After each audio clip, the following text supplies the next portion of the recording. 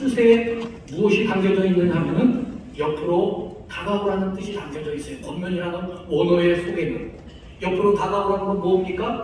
혼내려고 다가오라는 것이 아니라 용기를 주기 위해서 다가오라는 것이죠. 마음 약한 자, 시험에 든 자, 힘들어하는 사람들을 말씀 안에서, 예수님 안에서 세상적인 권면이 아니라 믿음 약한 사람에게 맞추어서 하는 권면이 아닙니다. 그 믿음이 성장하지를 않습니다. 그래, 너 믿음 없으니까 주의 좀 받아도 돼. 이해할게. 아니, 믿음 없으니까 하나님 앞에 뭐 그렇게까지 충성해. 알았어, 다음에 해. 그런 권면이 아닙니다. 우리는 거기에 빠져버리고 말아요. 그래서 권면한다고 하면서 사실은 불신앙적인 것을 전할 때가 많이 있습니다.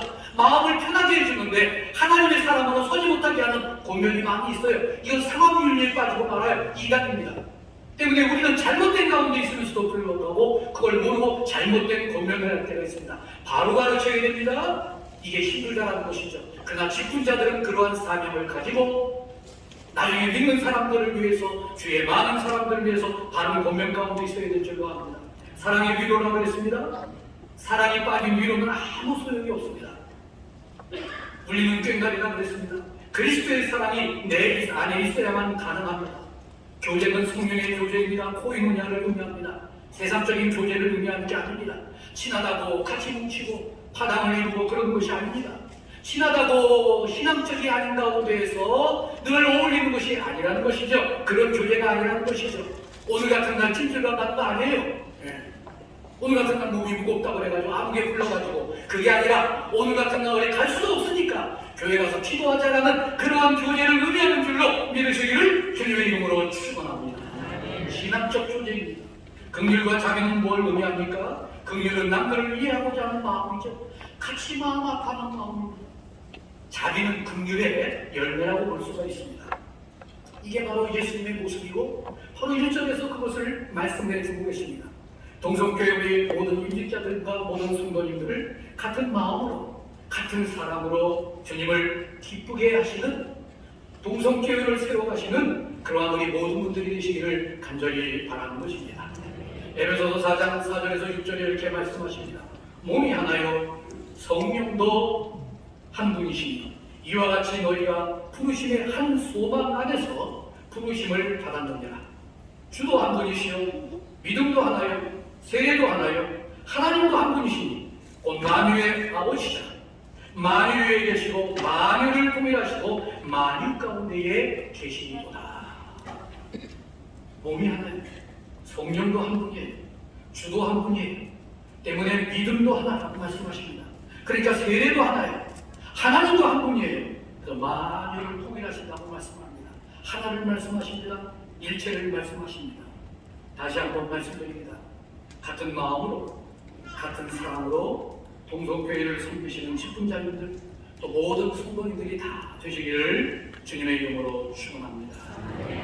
특히 주님이 불쌍한 우리를 위해서, 불가능한 우리를 위해서, 저주받아 마땅한 우리를 위해서 사랑을 보여주시고 우리를 구원시켜 주셨어요. 저희 성도님들 이걸 잊지 마시길 바랍니다. 모두를 돌아보시되 힘들고 어려운 사람들을 돌아보는 성도님들이 되시기를 간절히 바라는 것입니다. 이한 말씀만 말씀드리고 말씀을 맺도록 하겠습니다. 칼릴 기브라라는 그러한 우리 시인이요 철학자요 그리고 화가인 사람이 있습니다. 레바논 사람인데 이 사람이 이런 말을 했습니다. 성경이 아니지만 성경적인 내용이기 때문에 소개를 합니다. 뭐라고 얘기를 했느냐면요, 만찬에 부자를 초대하지 말라. 그들은 자기 만찬에 당신을 초대해서 되갚을 것이다. 만찬에 가난한 자들을 초대하라. 그들은 갚지 못할 것이다. 그러나 우주가 갚을 것이다. 여기서 우주에다가 하나님만 넣으면 성경 말씀 그대로입니다.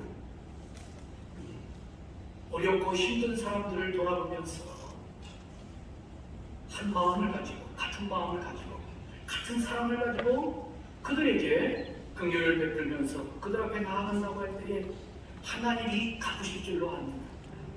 부자를 초대하는 것은 처세죠.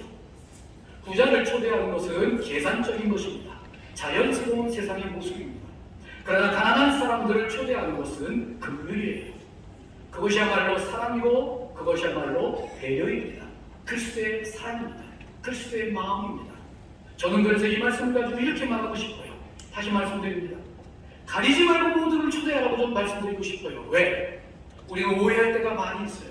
어렵고 힘든 사람들만 돌아보고 그렇지 않은 사람들은 돌아볼 필요가 없고 잘못된 사람들로 오해할 때가 많이 있습니다.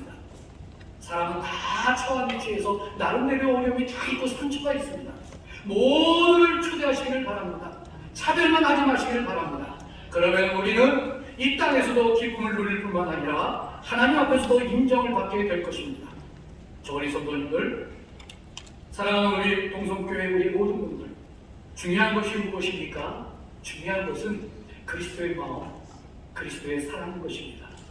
그거 하나를 가지고 모두가 같은 마음으로, 같은 사랑으로 동성교회를 세워가시기를 바랍니다.